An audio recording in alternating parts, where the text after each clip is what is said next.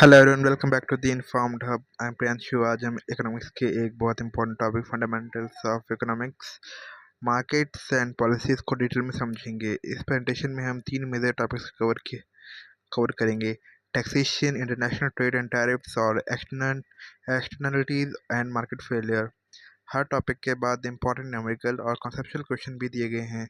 इस वीडियो में हम थ्योरी के साथ साथ उन सभी क्वेश्चन को भी स्टेप बाय स्टेप डिस्कस करेंगे। अगर आप IIT मद्रास PS या किसी भी इकोनॉमिक्स एग्जाम की प्रिपरेशन कर रहे हैं तो ये वीडियो एंड तक ज़रूर देखिए।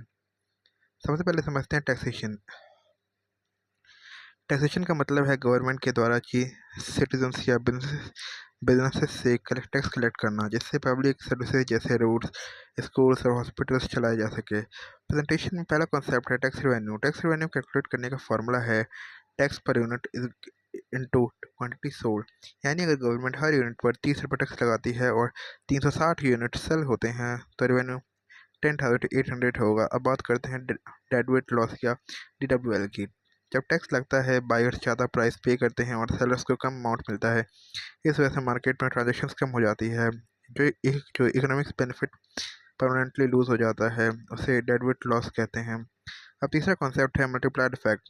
प्रेजेंटेशन के अकॉर्डिंग अगर टैक्स डबल हो जाता है तो डेडवेट लॉस सिर्फ डबल नहीं होता बल्कि अप्रोक्सीमेटली 4 टाइम्स तक इंक्रीज हो सकता है, क्योंकि DWL ट्रायंगल के एरिया से कैलकुलेट होता है।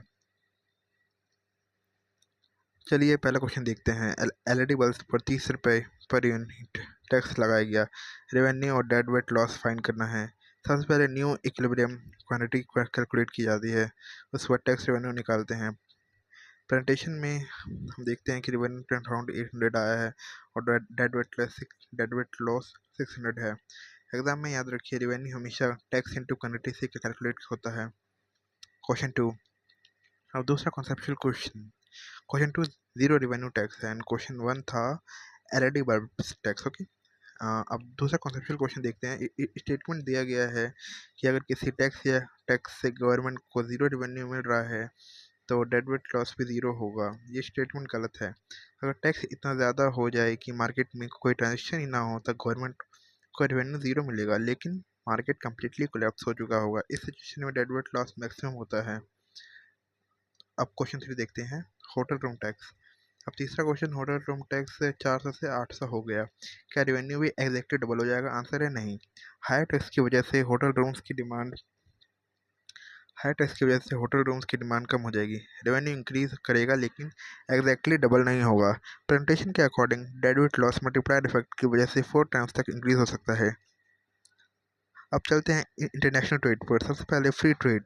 फ्री ट्रेड का मतलब है कंट्रीज के बीच गुड्स और सर्विसेज का फ्री एक्सचेंज। इससे कंज्यूमर्स को चीपर प्रोडक्ट्स मिलते हैं और इकोनॉमी ज़्यादा एफिशिएंट बन जाती है। अब बात करते हैं टैरिफ्स की। टैरिफ इंपोर्टेड गुड्स पर लगाया गया टैक्स होता है। टैरिफ की वजह से इंपोर्टेड प्रोडक्ट्स एक्सपेंसिव हो जाते हैं, इंपोर्ट्स रिड्यूस होते हैं, गवर्नमेंट को रेवेन्यू मिलता है, लेकिन मार्केट में डेडवेट लॉस भी क्रिएट होता है। अब तीसरा कॉन्सेप्ट है इंपोर्ट कोटास। कोटा टैक्स नहीं होता, ये डायरेक्टली इंपोर्टेड क्वांटिटी को लिमिट करता है। प्रेजेंटेशन के अकॉर्डिंग अगर गवर्नमेंट कोटा लाइसेंसेस ऑक्शन करे तो कोटा और टैरिफ के इकोनॉमिक इफेक्ट ऑलमोस्ट सेम हो सकता है। हाँ, अब देखते हैं ट्रेड के question and approach. Question 1, market opening. Question कहता है कि ट्रेड ओपन होने के बाद प्राइस 500 से 400 हो गया, इसका इम्पैक्ट क्या होगा? प्राइस कम होने की वजह से कंज्यूमर्स को बेनिफिट मिलेगा। कंज्यूमर सरप्लस 350 मिलियन बढ़ता है, प्रोड्यूसर सरप्लस 200 मिलियन रिड्यूस होता है, net total surplus 150 million increase होता है, यानी इकोनॉमी ओवरऑल बेनिफिट में रहती है। अब next question, tariff versus import Kota. Tariff और इंपोर्ट कोटा में डिफरेंस क्या है? दोनों इंपोर्ट्स रिड्यूस करते हैं, दोनों डोमेस्टिक प्राइसेस इंक्रीज करते हैं, लेकिन अगर गवर्नमेंट कोटा लाइसेंसेस ऑक्शन करे तो दोनों पॉलिसीज ऑलमोस्ट सेम रेवेन्यू और सेम इकोनॉमिक इफेक्ट प्रोड्यूस करती हैं। अब आते हैं एक्सटर्नलिटीज़ पर। एक्सटर्नलिटी तब होती है जब किसी बायर और सेलर की एक्टिविटी का इम्पैक्ट किसी तीसरे पर्सन पर पड़ता है, जैसे पॉल्यूशन या नॉइज़। प्रेजेंटेशन में अगला कॉन्सेप्ट है कोजे थ्योरम। इस थ्योरम के अकॉर्डिंग अगर ट्रांजैक्शन कॉस्ट बहुत कम हो तो प्राइवेट पार्टीज आपस में नेगोशिएट करके प्रॉब्लम सॉल्व कर सकती है। गवर्नमेंट इंटरवेंशन की ज़रूरत नहीं पड़ती। अब बात करते हैं करेक्टिव टैक्सेस की। ये टैक्सेस पॉल्यूशन जैसे नेगेटिव एक्सटर्नलिटीज़ को रिड्यूस करने के लिए लगाए जाते हैं। लास्ट कॉन्सेप्ट है ट्रेडेबल परमिट्स। गवर्नमेंट पॉल्यूशन की मैक्सिमम लिमिट सेट करती है। फर्म्स परमिट्स को बाय और सेल कर सकती हैं। इससे एनवायरमेंटल टारगेट मिनिमम कॉस्ट पर अचीव किया जा सकता है। अब एक्सटर्नलिटीज़ के क्वेश्चन एंड अप्रोच देखते हैं। क्वेश्चन 1, फ्लोर मील नॉइज। क्वेश्चन में दिया गया है कि सुनीता का कॉस्ट 8000 है। विक्रम विक्रम को 5000 का डैमेज हो रहा है। ट्रांजेक्शन कॉस्ट 4000 है। प्रेजेंटेशन के अकॉर्डिंग ट्रांजेक्शन कॉस्ट हाई होने की वजह से बार्गेनिंग सक्सेसफुल नहीं होती। फाइनल आउटकम लीगल राइट्स पर डिपेंड करता है।